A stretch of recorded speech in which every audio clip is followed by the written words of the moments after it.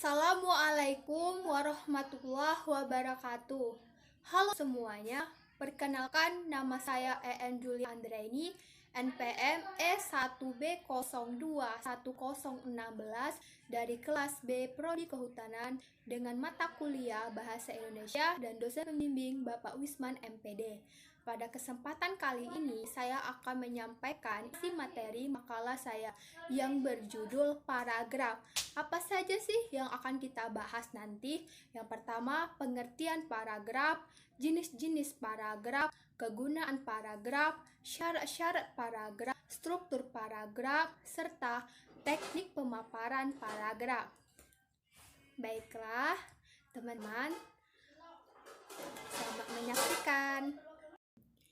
A. Pengertian paragraf. Menurut Dr. Jago Taringan, paragraf ialah seperangkat kalimat tersusun atas makna yang logis serta berurutan dalam satu kesatuan ekspresi pokok yang relevan serta menunjang ide utama yang tersirat terhadap totalitas karangan. Dan menurut Kamus Bahasa Indonesia, paragraf merupakan bab dalam sesuatu karangan umumnya memiliki satu inspirasi pokok serta penulisannya diawali dengan garis baru. Secara penganalisaan berbagai sumber dapat disimpulkan paragraf merupakan kesatuan kalimat yang memiliki gagasan yang tersusun secara sistematis untuk mengartikan arti kalimat. B. Kegunaan paragraf. 1. Sebagai penampung fragmen inspirasi utama atau gagasan utama holistik paragraf. 2. Sebagai alat untuk memudahkan pembaca mengetahui jalan pikiran penulis. 3. Petunjuk bahwa estimasi baru dimulai. 4. Alat bagi pengarang buat menyebar dalam pikiran secara sistematis. Dalam holistik tangan paragraf bisa bermanfaat bagi pengantar, transisi, dan penutup. C. Jenis-jenis paragraf. 1. Paragraf eksposisi ialah paragraf bertujuan mengungkapkan serta menunjukkan ulang sesuatu perseteruan kepada pembaca supaya menerima citra yang sejelas-jelasnya mengenai sesuatu perseteruan yang dimaksud pengarang. 2. Paragraf argumentasi ialah paragraf yang berisi mengenai argumen atau pendapat yang disertai alasan-alasan kuat dan meyakinkan alasan-alasan tersebut dan mempengaruhi pembaca melalui penjelasan yang disertai alasan. Ketiga, paragraf deskripsi yaitu paragraf yang berisi ilustri mengenai suatu hal atau keadaan sebagai akhirnya pembaca seolah-olah melihat. 4. Paragraf persuasi ialah paragraf ajakan yang berisi tentang suatu gagasan perseteruan menggunakan maksud untuk meyakinkan dan mengajak membaca untuk melakukan hal yang dilakukan penulis.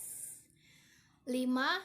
Paragraf narasi yaitu paragraf kisahan atau sebuah paragraf yang mengisahkan, memaparkan suatu peristiwa secara berurutan atau secara kronologis. Lalu ada jenis-jenis paragraf berdasarkan tujuannya. 1. Paragraf pembuka yaitu bersifat ringkas, menarik, dan bertugas menyiapkan pikiran pembaca kepada persoalan yang akan diuraikan. 2. Paragraf penghubung. Paragraf penghubung yaitu paragraf yang berisi inti persoalan yang hendak disampaikan kepada pembaca. Secara fisik, paragraf ini lebih panjang daripada paragraf pembuka. Ketiga, ada paragraf penutup. Paragraf penutup biasanya berisi simpulan untuk argumentasi atau penegasan ulang, baik eksposisi tentang hal-hal yang disebut krusial. B. Jenis-jenis paragraf berdasarkan letak kalimat utama. Satu paragraf deduktif, yaitu ditandai terdapatnya kalimat utama pada awal paragraf serta dimulai dengan pernyataan umum yang disusun dengan urutan atau penerangan spesifik. 2. Paragraf induktif adalah paragraf yang ditandai dengan terdapatnya kalimat utama di akhir paragraf dan diawali dengan uraian atau penerangan bersifat khusus serta diakhiri menggunakan pernyataan umum. Ketiga, ada paragraf campuran yang dimana paragraf campuran ditandai dengan terdapatnya kalimat utama di awal serta akhir paragraf. Kalimat utama yang terletak di akhir artinya kalimat yang bersifat penegasan kembali. C. Macam-macam paragraf berdasarkan isi. 1. Paragraf deskripsi. Paragraf ini ditandai menggunakan kalimat utama yang letak tercantum secara nyata dan tema paragraf tersirat dalam keseluruhan paragraf. Umumnya dipakai untuk melakukan sesuatu hal, keadaan, situasi dalam cerita.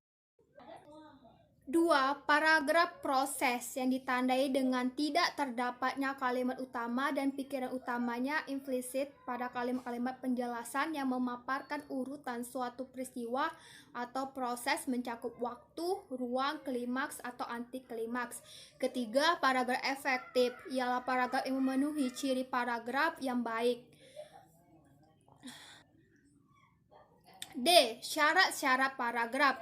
Yang pertama, harus memiliki kesatuan paragraf. Yang kedua, kepaduan paragraf. Yang ketiga, kelengkapan paragraf yang berisi kalimat-kalimat penjelasan yang relatif untuk menunjang kalimat topik paragraf. Keempat, memiliki panjang paragraf. Dalam menjadi suatu goresan pena tidak sama, bergantung beberapa jauh atau dalamnya suatu. 5. Pola susunan paragraf, yang dimana rangkaian pernyataan paragraf harus disusun berdasarkan pola yang sesuai pernyataan satu dan yang lain. Struktur paragraf. Yang pertama, paragraf terdiri atas transisi kalimat, kalimat topik, kalimat pengembang, serta kalimat penegas. Yang kedua, paragraf terdiri atas transisi berupa kata, kalimat topik, kalimat pengembang, dan kalimat penegas. Yang ketiga, paragraf terdiri atas kalimat topik, kalimat pengembang, dan kalimat penegas. Yang keempat, paragraf terdiri atas transisi berupa istilah, kalimat topik, dan kalimat pengembang. Yang kelima, paragraf terdiri atas transisi berupa kalimat topik, kalimat pengembang. Keenam, paragraf terdiri atas kalimat pengembang serta kalimat topik.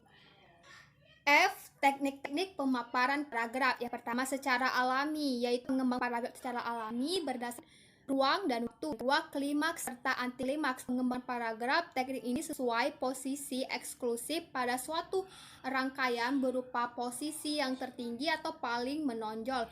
Yang ketiga, umum khusus dan khusus umum. Pada bentuk umum ke khusus utama diletakkan di awal paragraf, dianggap paragraf deduktif. Pada bentuk khusus umum, gagasan utama diletakkan di akhir paragraf, dianggap paragraf induktif. Kesimpulan dari materi makalah yang berjudul paragraf ini ialah bahwa paragraf ialah kesatuan kalimat yang memiliki gagasan yang tersusun secara sistematis untuk mengantarkan arti sebuah kalimat. Kegunaannya sebagai penampung, alat, petunjuk dalam rangka dan bermanfaat menyebarluaskan pikiran secara sistematis. Jenis-jenis paragrafnya itu ada eksposisi, argumentasi, deskripsi, persuasi, narasi. Jenis-jenis paragraf berdasarkan tujuan itu paragraf pembuka, paragraf penghubung, paragraf penutup. Jenis-jenis paragraf berdasarkan letak kalimat utama, paragraf deduktif, paragraf induktif, paragraf campuran, macam-macam paragraf berdasarkan isi, paragraf deskripsi, dan paragraf proses. Paragraf efektif, syarat paragraf ada satuan, kepaduan, kelengkapan, panjang paragraf. Lalu struktur paragraf itu terdiri dari atas transisi kalimat, kalimat topik, kalimat pengembang, serta kalimat negas. Teknik pemaparan paragraf ada secara alami, klimaks serta anti klimaks, umum khusus dan khusus umum. Demikianlah yang dapat saya sampaikan. Kurang dan lebihnya saya mohon maaf, dan kepada Allah saya mohon ampun. Wassalamualaikum warahmatullahi wabarakatuh. Semoga apa yang saya dapat sampaikan pada saat ini dapat bermanfaat dan menambah ilmu pengetahuan saudara-saudari sekalian. Bye-bye, sampai jumpa.